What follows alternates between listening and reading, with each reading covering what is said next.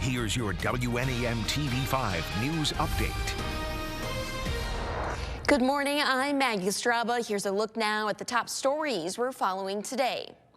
Tuscola County deputies responded to a crash at Hurd's Corner and Deckerville Roads. It is the same intersection where 3 members of the Putman family were killed back in September. On Friday, 1 person was taken to the hospital while 5 others refused medical treatment. Deputies say 1 car took off but was later stopped after a pursuit involving Cairo police. The driver was later taken into custody. Well, today marks opening day for Michigan's firearm deer season, and the Department of Natural Resources is reminding hunters to keep safety top of mind. They say to treat every firearm as if it's loaded, know your target and what's beyond it, and unload before crossing obstacles or climbing into a stand. Hunters are also urged to obey no trespassing signs and get permission before retrieving game on private property. The DNR says wearing hunter orange visible from all directions is required for all hunters and encouraged for anyone near woods or fields.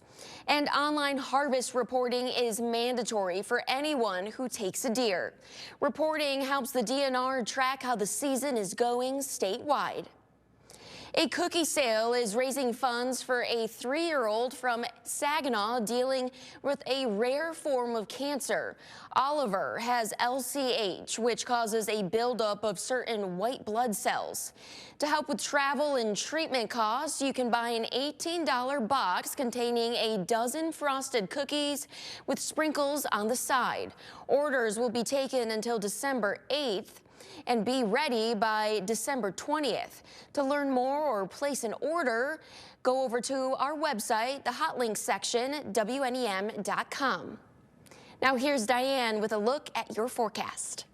Today is opening day for a lot of our hunters, and though you're probably out already into your blind, we are still looking at a forecast that's at least a little bit more mild for folks who are still waiting to grab that forecast before heading out. Our winds are still a little bit on the lighter side this morning, but they are going to continue to pick up along with our temperatures. We were able to hold on to a little bit of that heat that we felt yesterday, so we didn't cool out all that much. So we'll continue to see these numbers climb here through the morning. The cloud cover, that's going to be sticking around, and we do have those few showers that we're going to be timing out. But one other part of the forecast to keep in mind is the wind. We are going to have those winds coming out of the south-southwest as we go here through the morning. But once we get into the evening, that cold front comes by, and then it's going to shift to that wind out of the northwest. That's going to be closer towards dinner time tonight. But you'll see here for much of the day that we are going to find our peak winds around 25, even getting closer towards 30 miles per hour. So plan on those speeds to be a little more elevated today.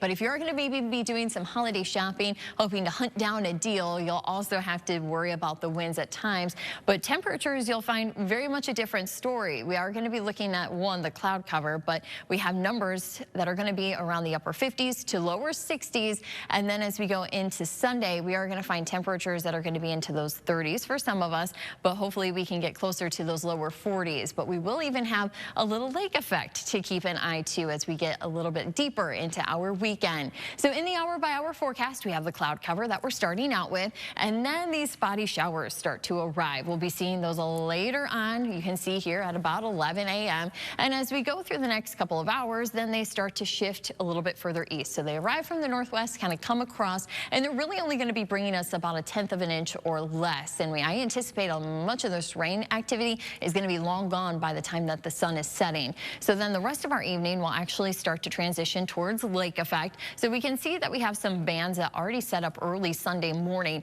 These are going to kind of continue to be around, bringing some of us some flurries at better chance. Our northern counties coming across the bay and into the thumb.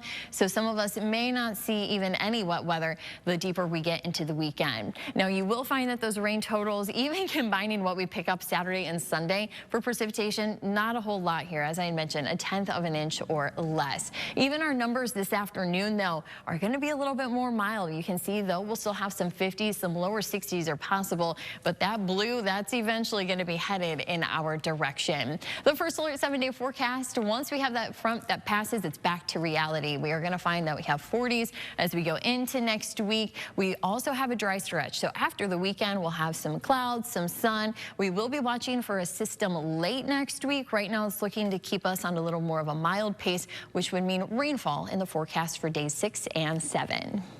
Remember to tune into WNEM TV5 on air and online 24/7 for the latest news, weather, and information.